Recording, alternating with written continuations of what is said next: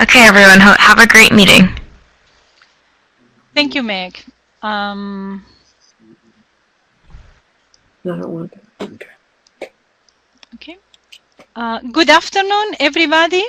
Welcome to the STS Liaisons Online Forum 2018. Thank you for being here. My name is Moriana Garcia. I am the member of the committee and past liaison to ACES, and I'm your host for today's program. Hope you are ready for a very informative session. We have some great colleagues sharing their experience as liaisons, and the organization of the program today will be as follows. First, we will have a brief introduction to the STS Liaisons Committee presented by Virginia Panabecker from Virginia Tech. Next, we will have Meg Eastwood, currently at University of Denver, presenting on the Council on Botanical and Horticultural Libraries. Next, we will have Linda Hughes from University of Minnesota, presenting on the United States Agricultural Information Network.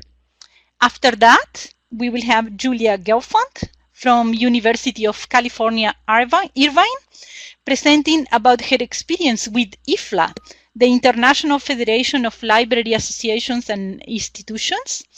And finally, Alison Ricker from Oberlin College will offer a retrospective of her 6 years as liaison to the American Association for the Advancement of Science, AAAS. We will have some time for questions and answers at the end, but keep those coming through the chat box that I will keep a tab on them and bring them at the end. So welcome again. Without further ado, Jeannie, can you take it on? Yes, thank you very much. So welcome everyone. We'll be sharing the recording for this session and the PowerPoint slides later on. So this slide shows the initial page for the STS Liaisons Committee, which is part of the Science and Technology section of ACRL. And this group coordinates the work of liaisons relevant to science and technology areas, choosing liaisons as people move out of those roles, and also working with liaisons to share information with STS and beyond about their organizations. So on this slide, you've got a couple links that take you to the committee website, and then a link at the bottom here will take you to a list of all the current liaisons and their reports. And the next, let's see if I can, yeah. Okay. So also there are 4 additional ACRL liaisons committees. So these are kind of a level above the STS Liaisons Committee. For any of you who are liaisons or are thinking about being liaisons or just want to know more about them, this kind of initiative within ACRL, the Liaisons Coordinating Committee oversees and coordinates ACRL liaison relationship activities across the association. So STS, again, is focused on science and technology. There's also areas that are focused more on social sciences and other liaison initiatives. There's a Liaisons Training and Development Committee that looks to provide resources and training for liaisons across ACRL. The Liaisons Assembly Committee is made up of everyone who is currently holding a liaison role within ACRL. And importantly, for anyone who is a liaison or may become one, the Liaison Grants Committee oversees funding for travel to conferences in order to maintain connection with the association that one represents as a liaison. So this is an annual fund that one can apply to for grants to travel. And generally the deadline is about August 1st, and I would encourage you to go to their website to learn more. So each of these images is linked, and the links are further down. I know they look a little strange here, but when we share the files later, those will be readily available. And it looks like Mariana is adding those links into the chat box as well. And so every year we hold an STS Liaisons online forum. Like today, you can see the files from the past Liaison Forum and the recording at this link for 2017. And we'll be sharing these again this year. So I'm excited to get started with this year's forum. Thank you, Meg. So thank you, Jeannie. So I'm not sure if Meg has we have the next PowerPoint here. No, it's still not in. I think Mariel is uploading it as we speak. So if you want, I can just so we can continue. Linda, are you ready? Yes. Yes, I'm ready. I just had to unmute my mic. Okay, perfect. So, Linda Eels from the United States Agricultural Information Network. Hi, everyone, and welcome. I'm Linda Eels. I'm from the University of Minnesota. I run the library in the Department of Applied Economics here. I've been involved with the Science and Technology section for many years, but I'm going to talk to you today about my tied for second favorite professional organization, and that's USANE, the United States Agricultural Information Network. And so what I'll do is I'll tell you a little bit about USANE, and then I'll talk about our conference that we just had last month.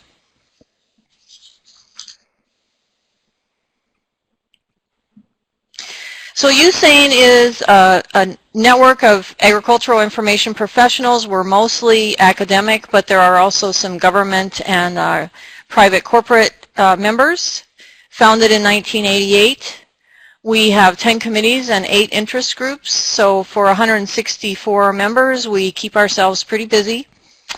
We also have 34 institutional members from the United States and Canada, and that's largely, I think, U.S. land-grant institutions. Many of our members are ag librarians from U.S. land-grant institutions. We talk about agriculture very broadly defined, though. So again, I'm from applied economics. We have extension librarians, and then some of the more traditional ag disciplines are represented, as you can see here. We collaborate really closely with the United States Department of Agriculture National Agricultural Library, or NAL. In fact, their director, Paul Wester, is a very active participant and contributor to the organization. We had our first conference in 1990, and of course, like everybody else, we have a listserv.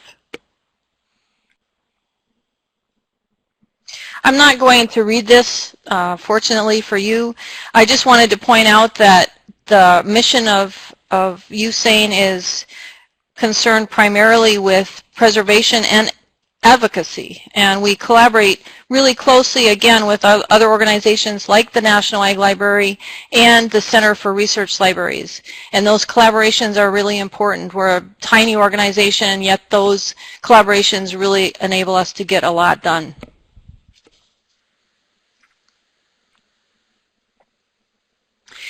Notable initiatives. So again, I mentioned we do preservation and advocacy, and I'll talk about some of those initiatives here. But our most recent initiative was a sort of a research initiative working in collaboration with Ithaca S&R, and that was the Agricultural Research Support Services Project. And what that involved was librarians at 19 United States research libraries interviewing their local ag scholars about their research practices. And there are a lot of, I think, outputs from this that could be useful in other disciplines, including the methodology. And there's a link on this on this slide that goes to their website, and you can find reports from the individual institutions and also an aggregated report for the project, and finally some presentations that sort of grew out of this project. So that was a really interesting initiative. Again, digitization is important, preserving the older agricultural literature. We're still involved with the Center for Research Libraries, what we call Project Series.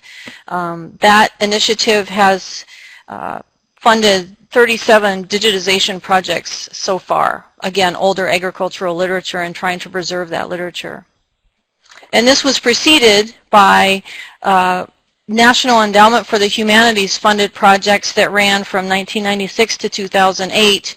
And that funding took care of 29 projects in 29 states, funding, again, older agricultural literature.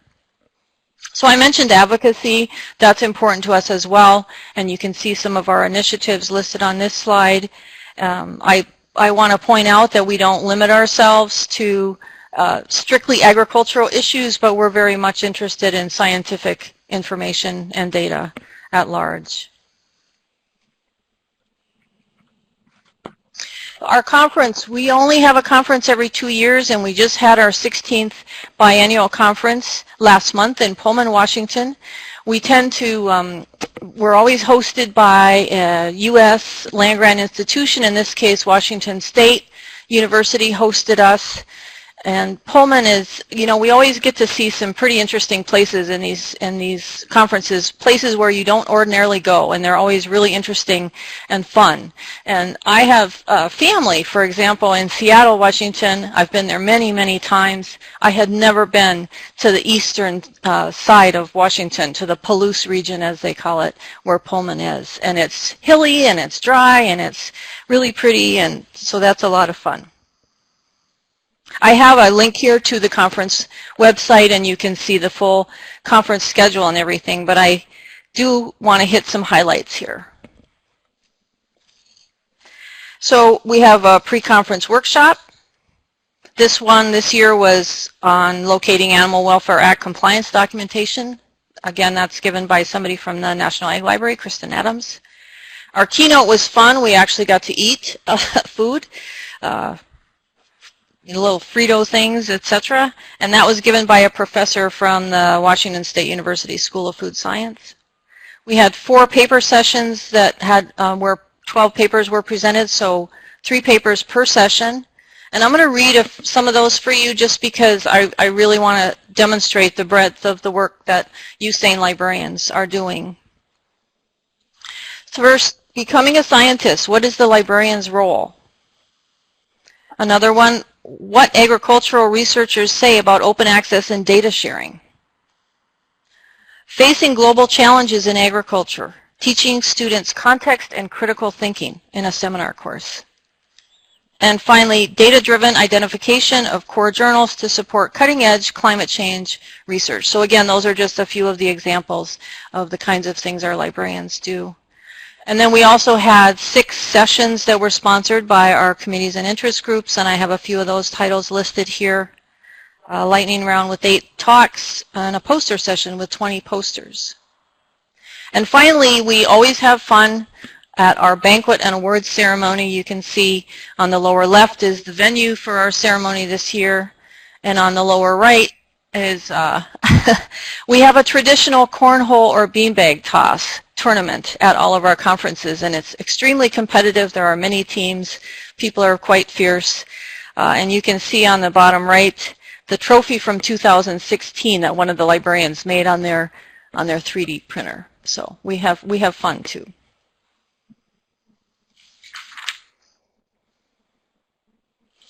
And that's really it. I just want to invite people to think about joining us. Our next conference is in 2020 in Lubbock, Texas. Texas Tech is hosting us at that conference.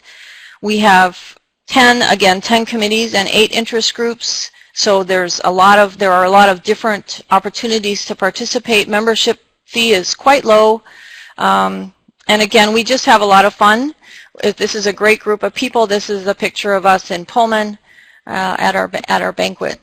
So that's it. That's all I have to say. I welcome questions at the end of the presentations.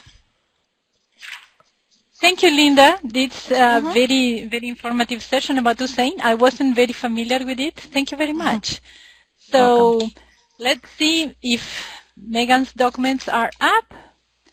And Yes, here it is, and I'm gonna share right now. Meg, are you ready? It's a PDF, but apparently that's what we managed to upload. Okay. So, do we, can we fit the page? All right. So we, so my name is Meg, and so I am representing today the Council of Botanical and Horticultural Libraries, which I actually joined when I was working as a life sciences and agricultural librarian. Now I'm generally a science and engineering librarian, but I feel it's still a good fit. So their mission from our strategic plan that we approved at last year's meeting in 2017 is that CBHL empowers its members to lead in botanical and horticultural library services. So now many of our members do work in botanic garden libraries, but it's also a great fit if your institution has a gardening extension, if you have an arboretum or a herbarium. And actually one of our members, they have an herbarium of algal specimens, and she says this is one of the best organizations for her because she feels like she doesn't really fit anywhere else. So if you have a plant science or a botany or an agriculture department that you support, it's a great fit for you. If you're a solo librarian or an archivist, we have a lot of members from very small institutions, and I find a lot of support from the membership. We get lots of great presentations about how to do public outreach ideas and how to manage volunteers. If you become an institutional member, you'll get consortial access to LibGuides, and I think it's a fabulous group. It's very friendly. We have a very active listserv that if you ask questions, they're answered almost immediately, and we'd love it if you would join us. And I think one of the really neat things about CBHL is that the garden provides such an interesting intersection. So we'll have presentations on art and literature and history, as well as, science and technology and agriculture. This is actually, these are the plant kaleidoscopes that they had up last year at the Minnesota Landscape Arboretum. And that was just a fun exhibit we got to see. So the annual meeting is, it's a great mix. We have both presentations by scientists.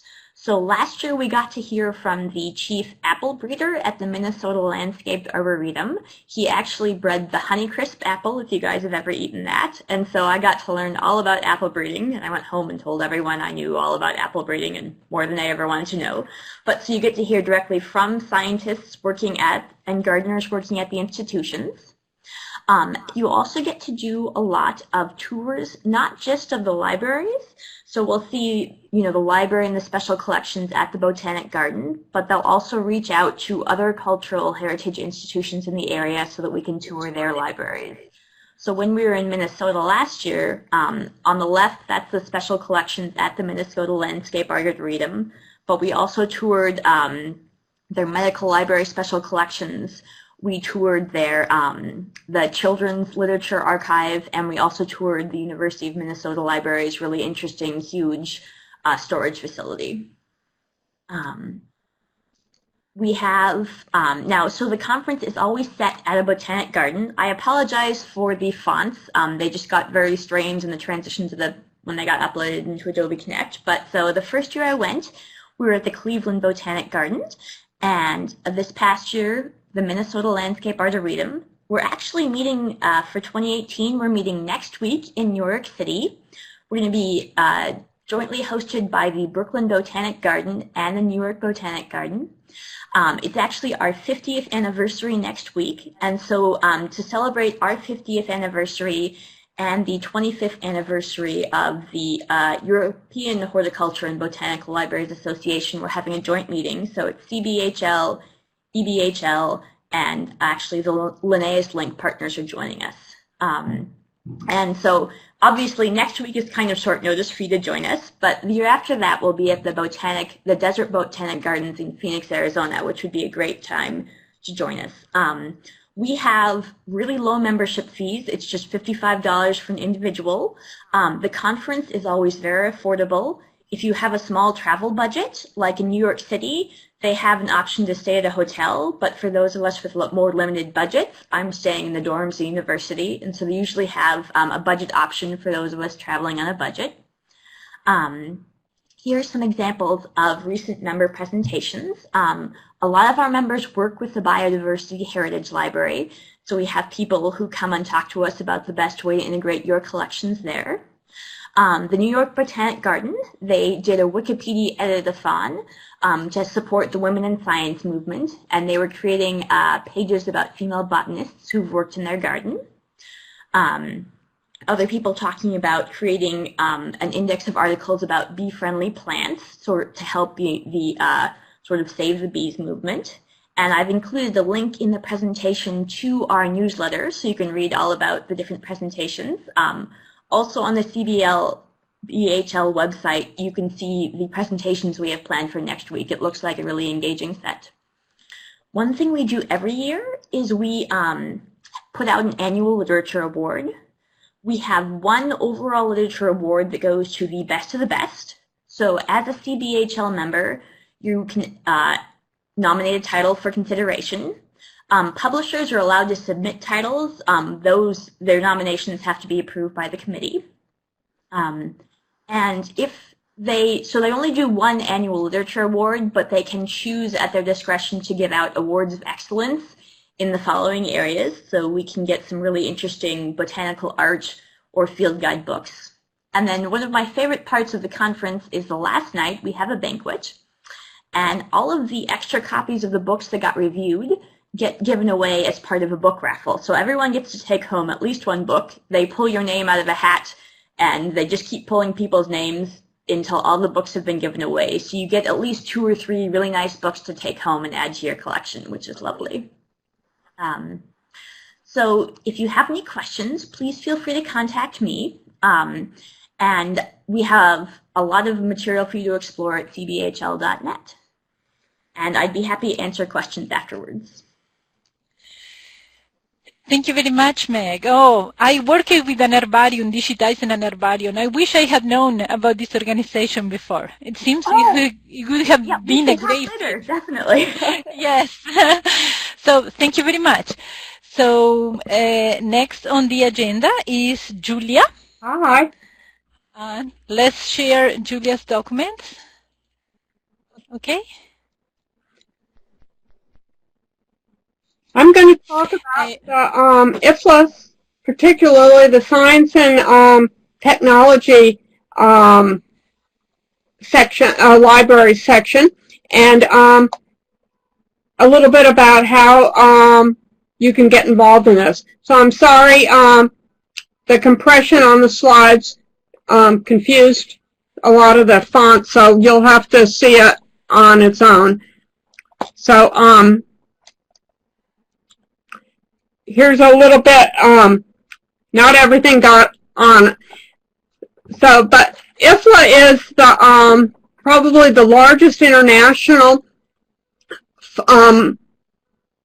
organization for library and information professionals and the profession. So it definitely serves the trade and increasingly emerging technologies, as well as the practice of librarianship. And it's all areas of librarianship. So it's an international entity. It's currently, or it has been housed for decades now at the Royal Library in The Hague. And so it comes under Dutch sponsorship, and everything is conducted in euros. And it has had, in the last 30 years, only 2 meetings in the United States. 2 years ago, it was in Columbus, Ohio. And I'll tell you a little bit about what recent meetings there have been and what the plans are going forward.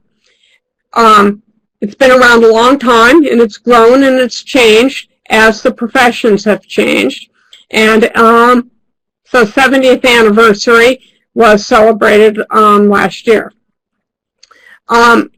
membership is a little kind of a challenging thing to explain because this is the Association of Libraries for libraries. So most members, the individual members, are representing institutions and affiliations. So it's different library associations around the world do that. And the entity that we work through the ACRL liaison, is through the American Library Association. And IFLA has many sections and is divided into 5 divisions. And this section is about library types. So you can read about the core values. They're not so surprising.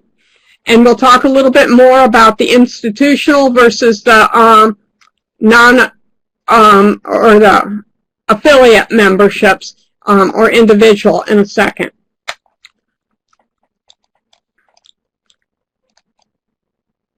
So the standing committee structure is basically how the liaisons are made, and basically it's a 4-year term plus 1, and you apply for this a year out. So the terms are on odd years, and so they're staggered. Currently, there are 2 ACRL STS member affiliates or liaisons, and they're on staggered terms. So my term expires in 2019, and my colleague Tara, her term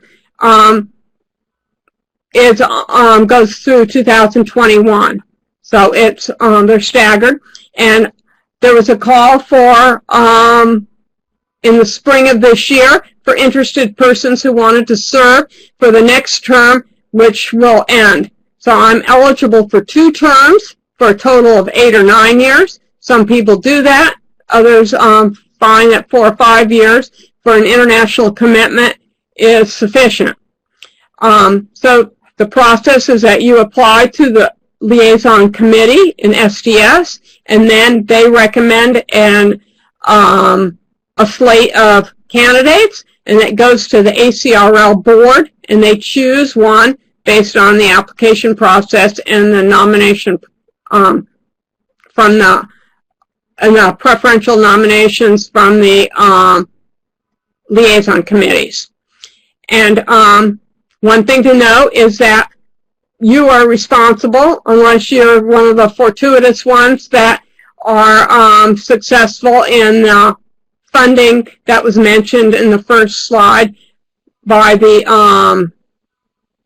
section now has some money available. Not the section, the ACRL liaison committee.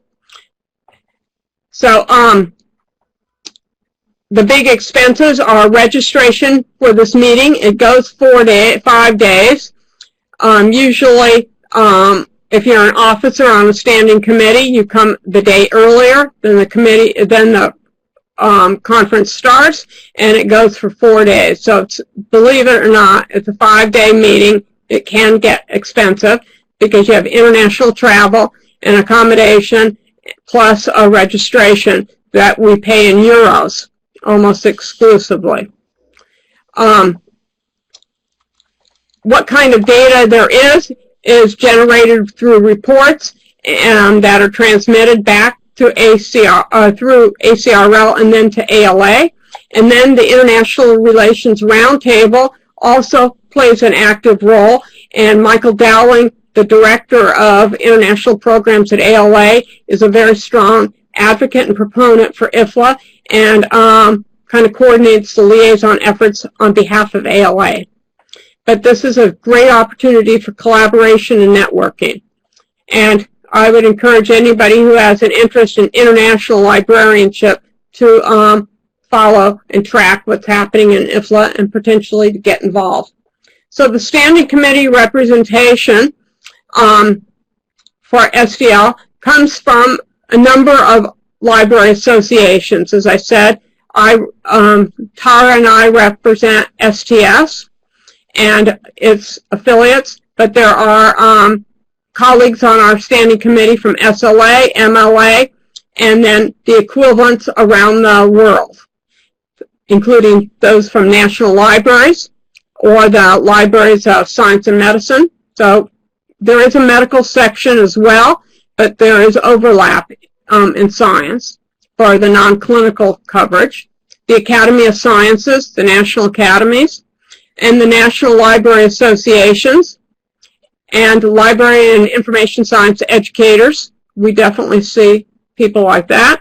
And then the most of us, I would say, are either from academic libraries or government libraries, and occasionally from large public or metropolitan libraries, and some occasionally special libraries. Within this section, on a 2-year term, we vote for 3 officers, someone who serves as a chair, a secretary, and an information officer to communicate. And that's kind of the executive council of the section.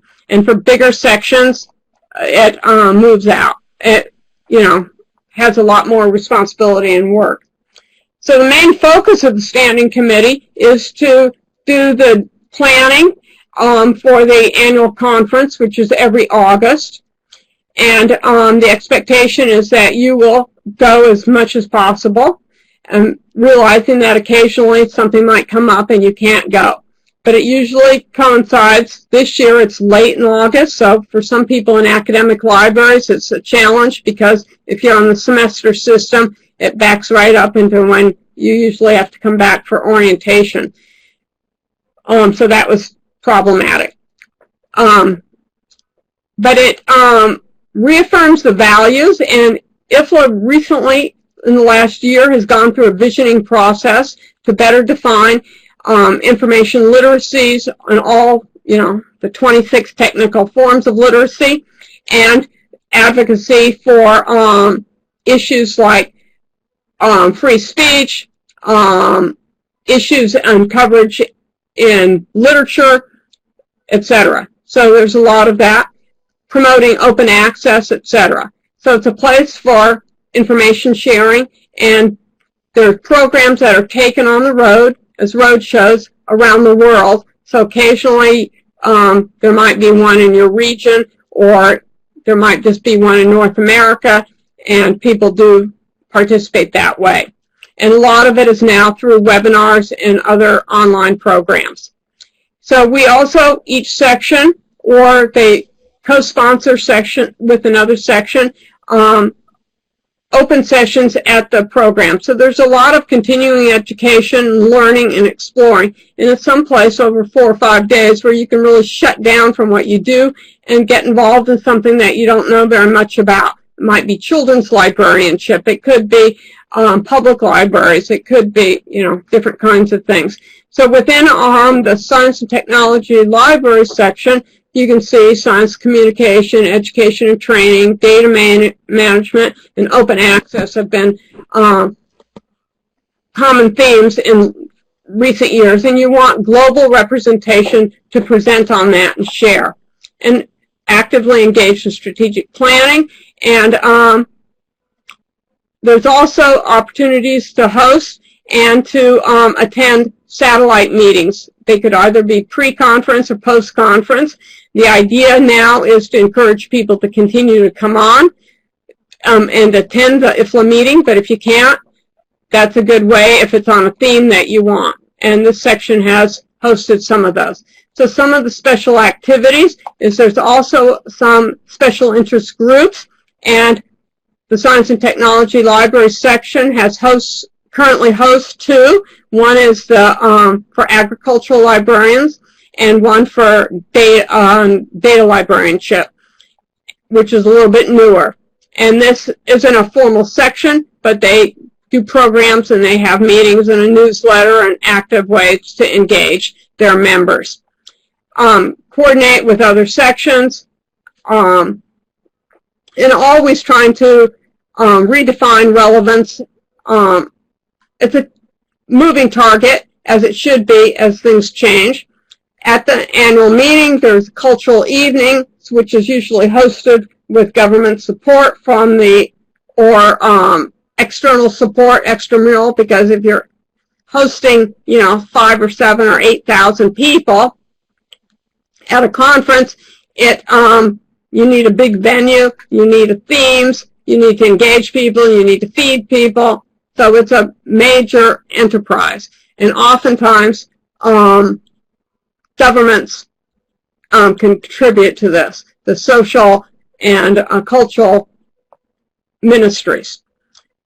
Every section does newsletters. Now they're mostly online, and there's listservs and lots of social media coverage around the typical opportunities, and people can share information and sponsorship. And there's a lot about promoting regionalism, especially for young librarians and entering the profession. And there's a lot of that. And to engage them within the region and to expose them to other opportunities. And then the last day is usually devoted to library visits. Sometimes you pay for the transportation to get there.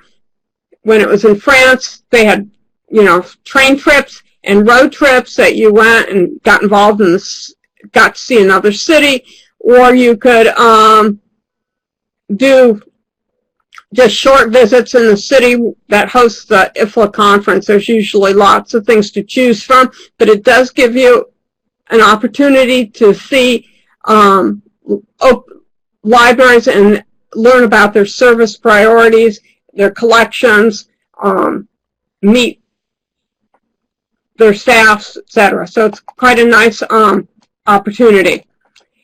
So the effectiveness is really about being a very egalitarian, inclusive, welcoming environment. If you're not into making friends and wanting to be open, it's kind of a lonely environment.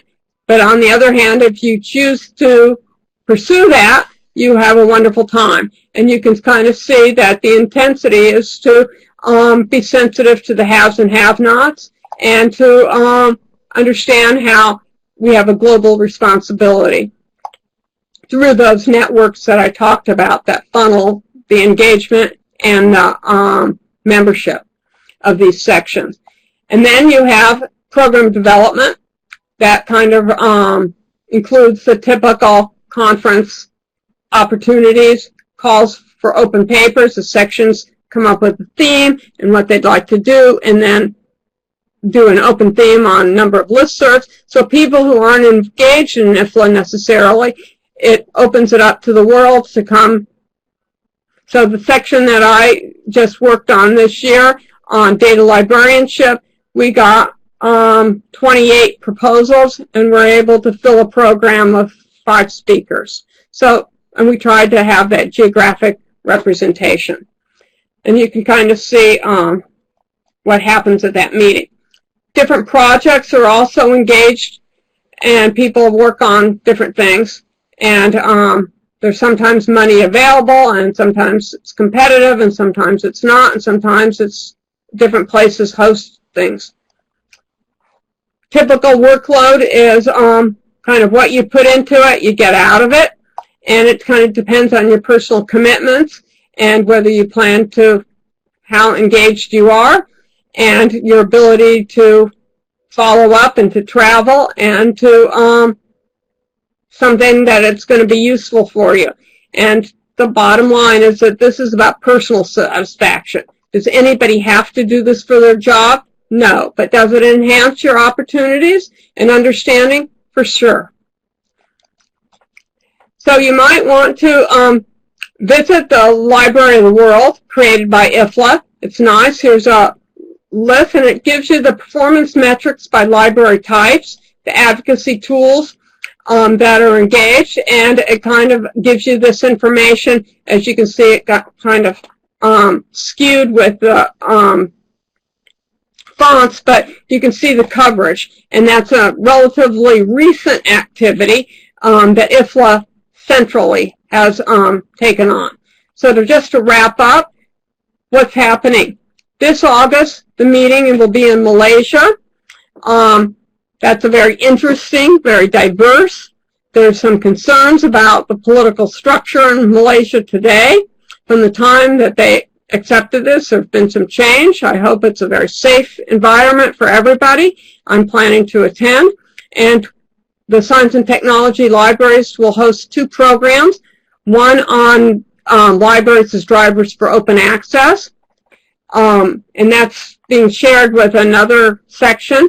And then the one I worked on was the tricks of the trade of a data librarian, and basically how to create a data services concentration as a science and engineering librarian. What are we worried about? How do we get up to speed? How do we manage it? And what are the functions? And there'll be papers from Poland, from China, from Jordan, from Singapore, and one combination paper from Purdue and the University of Minnesota from the U.S. So next year, the meeting will be in Athens, and that's something to look forward to if you're into track, and announcements about that will be forthcoming just immediately after, by the 1st of September, at the close of this IFLA section. So that's pretty much. I hope that everybody who participates in IFLA joins me in concluding that it's an honor to serve, and I look forward to any questions that you might have. Thank you. Thank you, Julia. That was very interesting. It's good to see this global push everywhere for open access. I think it's encouraging for all of us. So our last presenter now is going to be Alison, presenting for a,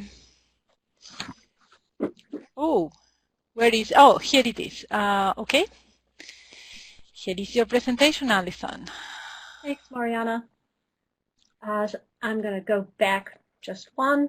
So I've been, I was the liaison from 2011 to 2017, and I went, how is the sound? Is the sound okay, everybody? You can hear me? Yes. Yeah. Okay. Yes. So I can hear you. From, oh, good. Thank you. From Vancouver to Boston and back again. And the American Association for Advancement of Science, I think everyone's probably familiar with it. It's the largest general scientific society in the world. And with 258 affiliated societies and organizations, it's the largest federation of scientific and engineering societies and includes the American Library Association. So I'm not going to spend a lot of time talking about its structure, which is quite detailed, and I know that a number of you are very familiar with it, especially Julia, who has been a leader in Section T, which is Information and Computer Science. This map is just showing you the fun places that I've been able to go, from Vancouver, Boston, Chicago, San Jose, Washington, D.C., back to Boston, and then last year it was in Dallas, which was great fun, and Roxanne Bogaca was our host there. And Roxanne, I apologize, I'm sure I mispronounced your last name. So I'm going to run through very quickly the years that I was organizing the librarian session. Of course, the reason you go to AAAS is for the science, and I think that's why I like science boot camps also. You get to hear really good presentations from scientists for the general public or an informed public, not the the high technical kind of scientific sessions that you would hear one PhD telling another. And there are lots of journalists, media folks there, in addition to the general public and scientists. And I really like that mix of people at the conference. So in Vancouver, and on these slides you'll see the theme of the conference or the meeting on the left. The librarian session, we featured 2 different talks about developing increased pathways for scientific literacy. And I'm not going to read these all. I just want you to notice the different institutions that are represented in each year. So we had folks from the University of British Columbia, as well as Dora Wong from Haverford College, a much smaller place. And there are always at the conferences librarians who give poster sessions as well as present actual workshops. Julia and a colleague presented a couple of years ago on how to have your a good ID, like shoot, well, I should let Julia describe it, but I mean that was an actual session for having your ORCID ID and why you would want to have one. And this was two of my colleagues, including Moriana, when she was in Ohio, and we presented a poster that year in 2012. In 2013, we were in Boston, and the theme lent itself to two really interesting sessions on how STEM becomes STEAM when you add art to science. And Moriana and her colleague Shannon did a really good job of describing what's going on at Denison, and that was contrasted by Todd Coldgrove speaking about the very detailed inventive stuff that they're doing at the University of Nevada. And this is showing some of the things that they're doing in their library, University of Nevada, maker spaces, but much more than just 3D printing. I don't even know what Arduino kits are, but it was a very exciting thing to hear him talk about how their library is using their space for collaboration and inventiveness. And this is from the really elegant, beautiful to look at slide presentation that Moriana and Shannon put together. So in 2014, we were in Chicago, and we talked a lot that year about how we help faculty become good communicators to the public, especially around the issues of climate change, and had people from big universities, pretty much that whole session, including this slide from Fred Stoss's presentation. Fred is someone who works on Al Gore's climate advocacy initiative. I'm going to let you read that for just a minute, because Dr. Hansen is a really powerful advocate for reducing climate change.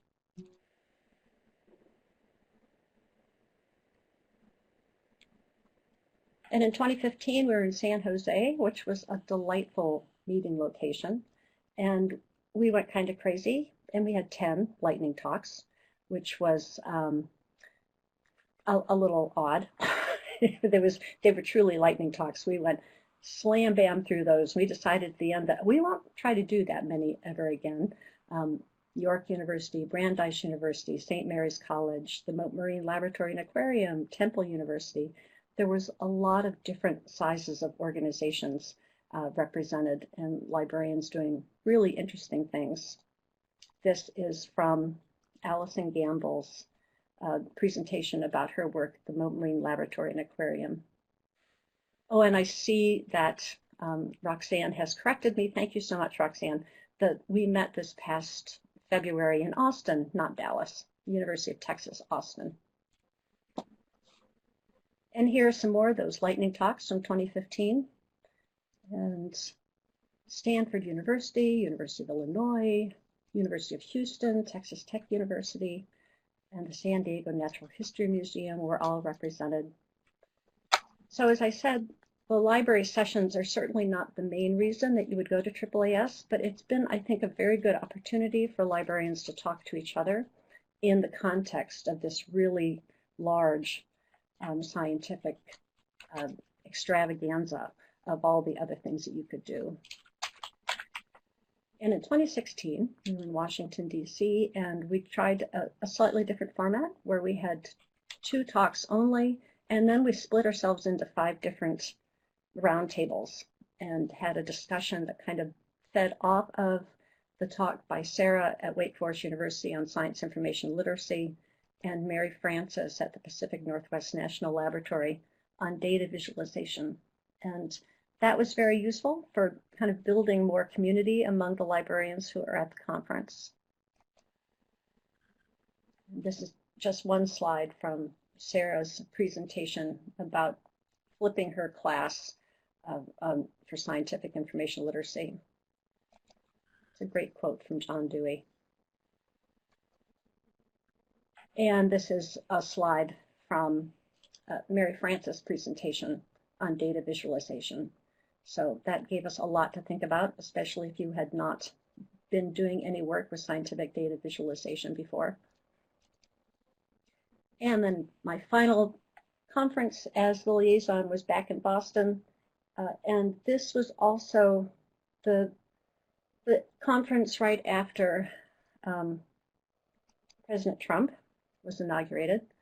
And there was a lot of talk about science-based policy and the importance of really good scientific understanding as we make policy decisions in our country. So some of the work that was done there reflected that advocacy and outreach, especially the Citizen Science Challenge that Danica talked about. She's at North Carolina State University editing Wikipedia. That's a great way, Keely told us, of how to get your students thinking critically about science. The chemistry workshop did the same thing. And Roxanne gave a presentation that year in the general poster session on science communication. And this is from Keely's presentation about training skeptical scientists by editing Wikipedia. And I suspect that many of you have had Wikipedia editing sessions with sciences. The other thing we did, and I was really happy to be part of it, was we took part in the Stand Up for Science rally at Copley Square. This was about a month before the March for Science in Washington, D.C. And it was a really wonderful opportunity to see people from many different walks of life recognizing that science has to be at the basis of the important decisions that we make in our country.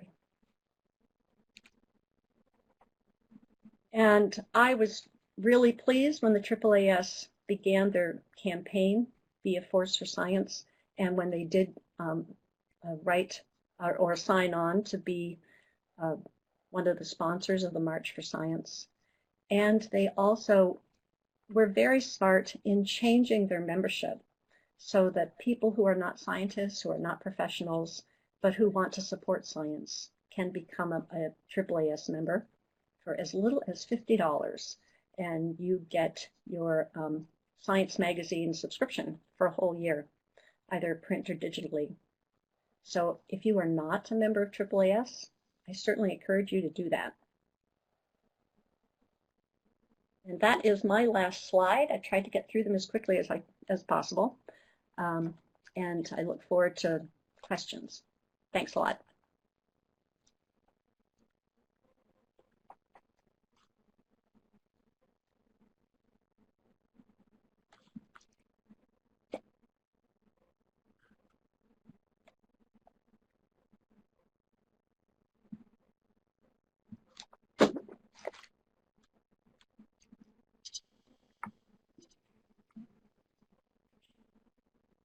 Well, this is Jenny Pennevicker. I'll just start out by saying thank you to everyone for presenting. It was really great to hear about all those different organizations, and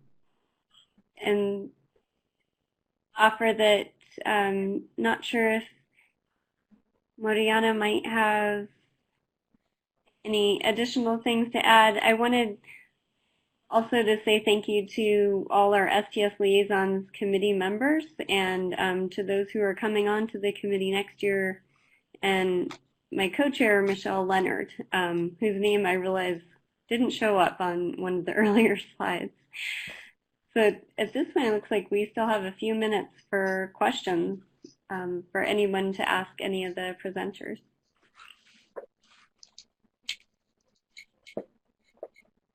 If I could add something, I would like to acknowledge Roxanne's work, because Roxanne is now the liaison from ALA to the AAAS, and she did a really great job of pulling together presenters who were at the University of Texas in Austin, and we visited, their library, and we saw the new engineering school, which was absolutely gorgeous.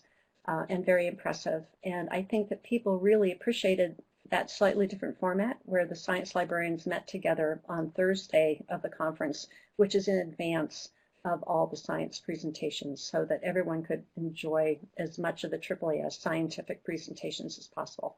So thanks a lot, Roxanne, for taking on that liaison role and for doing such a good job for us this past February.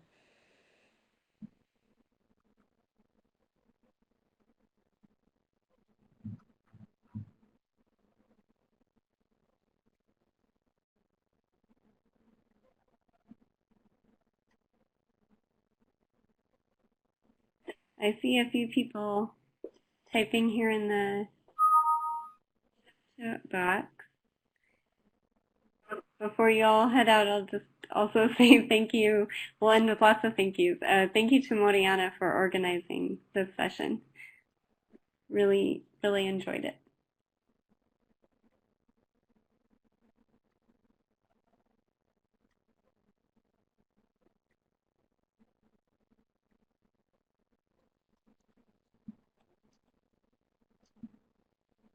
And if you're thinking about going to the AAAS, be aware that there are probably going to be 30 people sponsored for free registration again. That is something that began in 2010, and if not free registration, a reduced registration for librarians, which is something that Julia had been working on. The first conference I went to was at that free registration back in 2010.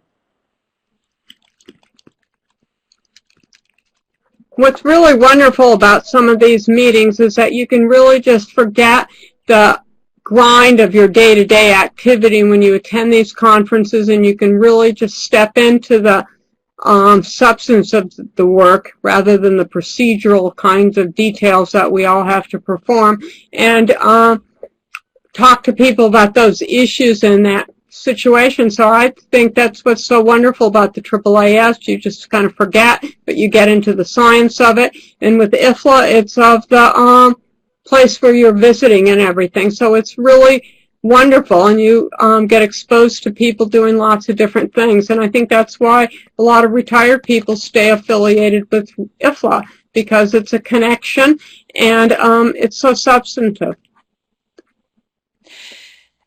Hello, everybody. Here is Moriana. I do apologize. I didn't realize my microphone was muted. So I was trying to speak and finally realized. Thank you very much for your contributions and acknowledgement. This is a group effort in some ways. All librarians working together with our organizations to make them more aware of our role, and at the same time learning what they need from us. It's back and forth. I don't have any questions. I haven't seen any questions coming through the chat. We are almost up to the hour. So if anybody else, any other liaison present, would like to contribute any information about their next meeting, please do that through the chat window. And again, I want to say thank you to our wonderful presenters and all the people that was involved in the organization of the event, even to the people from ACRL, Eloise and Mariel and Megan, that helped us organize the event. So thank you very much. Anybody else? No? So have a wonderful week and enjoy your summer. And we hope to see you next year at the new, again, STS Liaisons Committee Forum with new organizations for you to learn about and perhaps join. Okay? Bye-bye to all. Thank you. Bye.